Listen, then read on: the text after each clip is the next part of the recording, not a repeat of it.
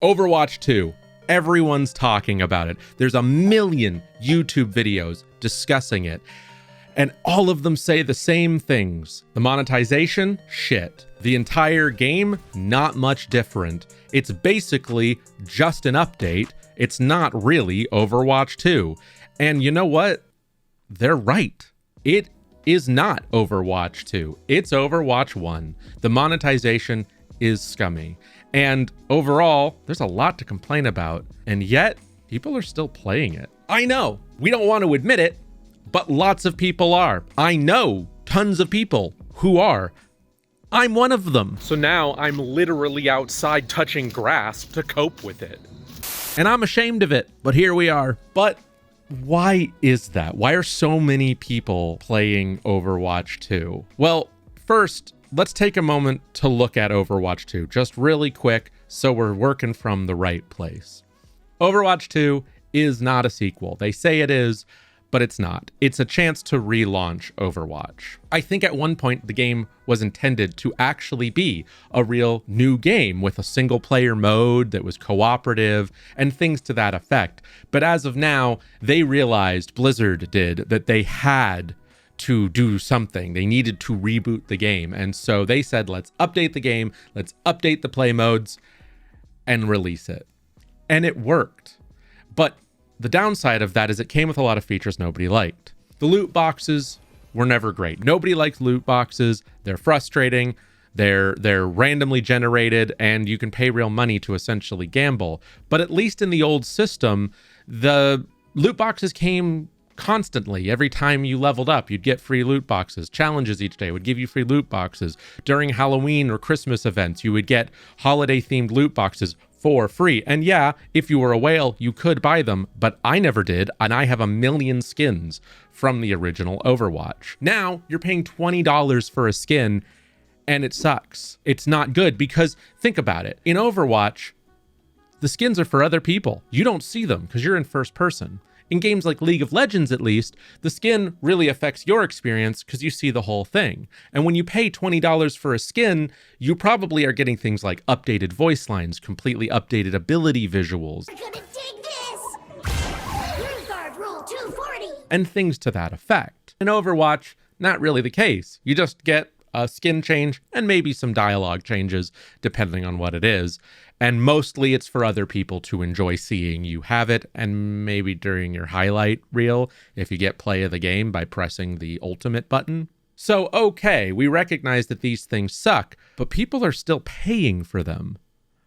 Why? And it got me thinking. I don't think there's another hero shooter out there that is like at all up to date that I'd want to play. Technically, Paladin still exists, but I think I've met one human who plays that game.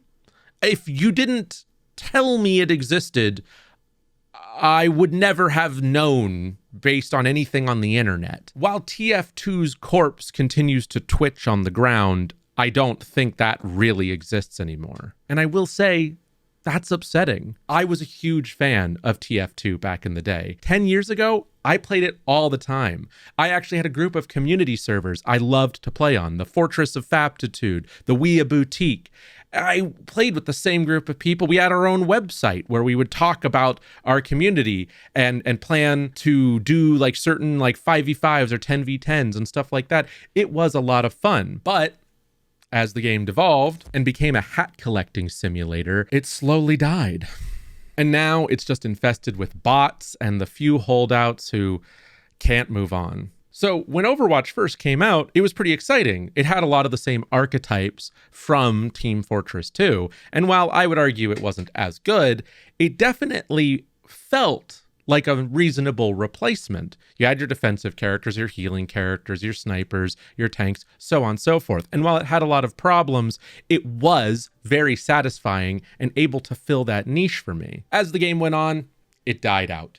But people still crave that hero shooter experience. And while other companies have attempted to make games that were good replacements like Battleborn, most of them have died or disappeared completely or just never come to fruition. So people crave that. And when Blizzard comes in and drops on our plate a fancy little 2, even though we all know it's not going to be good, we're tempted to play anyway. And that's exactly what's happened. While we're sitting here complaining about the game, very reasonably so, we're still playing it. We're still logging in and paying for the battle pass. And the battle pass sucks. I can't stand Fortnite, but I'll tell you something. Fortnite often pays for itself. The V-Bucks you earn from the battle pass end up paying for your next battle pass. It's hard to call that a scam other than a manipulation tactic to get you to play more.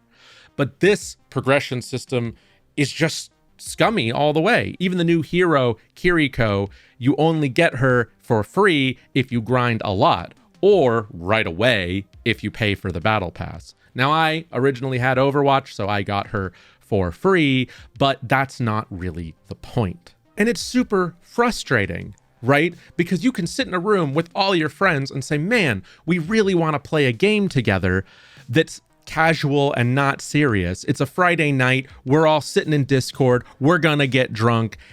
And what are our options? Well, nowadays, Overwatch 2, and not much else. In fact, the market could really use for more great cooperative, non-serious shooter style games, hero shooters or things like that, but we're just not getting it. In today's age, you either need to play a battle royale and you only get like 2 other party members, or you're gonna have to go play something like League of Legends, which I'm gonna be honest, I don't play while drunk. It's not a great time. Someone always gets mad. And while I would love for Valve to revitalize TF2, they're too busy raking in the dough from Steam to ever make anything. And even when they can muster the ability to get a group of people to work on a single game long enough to make it finish, the best we get is Half-Life Alyx.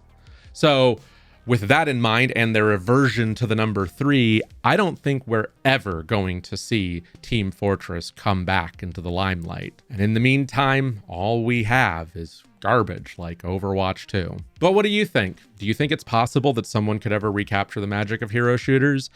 I personally just feel like it's a bunch of AAA companies circle jerking, but I don't know. Maybe you know something I don't. Let me know in the comments below. Either way, thank you so much for watching. I'll see you next time.